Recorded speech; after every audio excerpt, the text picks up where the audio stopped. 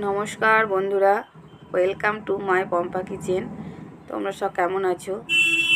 আশা করি ভালো আছো, আমরাও ভালো আছি। আজকে নিয়ে চলে এসেছি বেতর শাকের রেসিপি। এই বেতর শাক অনেকেই বলে, আবার আমাদের গ্রামের দিকে বলে কাঠপোঁতে শাক। এই শাক সর্ষের জমিতে, আলুর জমিতে বেশি হয়, খেতেও সেরকম টেস্ট হয়। আমি শুধু সিম দিয়ে বানিয়েছিলাম, বেগুন টেগুন দিইনি। বেগুন দিলে মানে একটা ভাজা ভাজা টাইপের যেটা হয় সেটা হয় না, ওটা একটু মানে রস রস টাইপের হয়ে যায়, ওই জন্য দিতে চাই না। 2 চামচ তেল দিয়ে দিয়েছি কড়াইয়ের মধ্যে পরিমাণ মতো। শাকটাকে ভালো করে ধুয়ে নিচ্ছি যাতে কোনো বালি টালি না থাকে। এটা আলুর জমির হয়তো এবার বালি টালি লেগে থাকলে কিচকিচ করবে, ওই জন্য ভালো করে ধুয়ে নিচ্ছি পরিষ্কার করে। শাকটাকে ধোয়া হয়ে গেছে। ওর মধ্যে একটু কালো জিরে দিচ্ছি, ওই 1/2 চামচ মতো।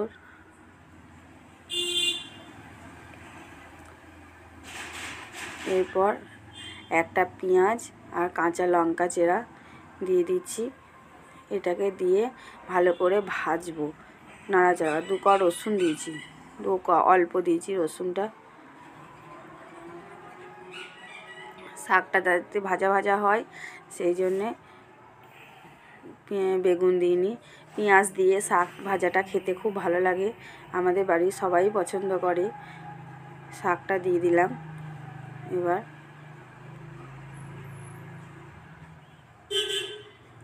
এই শাকটা বেশিক্ষণ ঢাকা চাপা দিয়ে রান্না করা যাবে না, নাড়াচাড়া করতে করতে হাফ সেদ্ধ হয়ে যায়। দেখো বন্ধুরা, এভাবে নাড়াচাড়া করে নিচ্ছি। এবার প্রথমেই লবণ দিয়ে দিলে শাক থেকে জলটা ছেড়ে দেবে, ওই জন্য ভালো করে নাড়াচাড়া করা যাবে না। দেখো বন্ধুরা, কত সুন্দরভাবে সেদ্ধ মানে শাকটা কমে আসছে। এবার ওই জন্যে প্রথমেই লবণ হলুদ দিইনি, একটু নাড়াচাড়া করে নিলাম। এরপর লবণ হলুদ দিয়ে দিলাম 2 চামচ, ছোটো চামচের, আর 1 চামচ মতো লবণ দিলাম। এবার আরেকবার ভালো করে নাড়াচাড়া করে মিশিয়ে নেব। দেখো জল ছেড়ে দিয়েছে, শাকের থেকেই জল ছেড়ে দিয়েছে, ওই জলেতেই সেদ্ধ হয়ে যাবে। আর আদার্স করে আমাকে কোনো জল দিতে হবে না। অবশ্য শাকের জল লাগে না, শাকের জলেই সেদ্ধ হয়। দেখো বন্ধুরা, হয়ে গেছে। এবার ভালো করে নাড়াচাড়া, অল্প একটু ঢাকা দিয়ে দেবো, জাস্ট 1 মিনিটের মতো, বেশিক্ষণ ঢাকা দেবো না। দেখো বন্ধুরা, জলটাও মরে গেছে আর শাকটা ভালোভাবে সেদ্ধ হয়ে গেছে।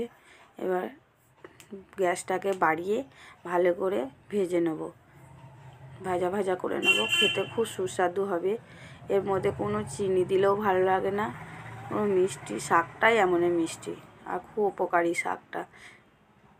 গরম ভাতের সঙ্গে খুব ভালো লাগে এই শাক ভাজা খেতে।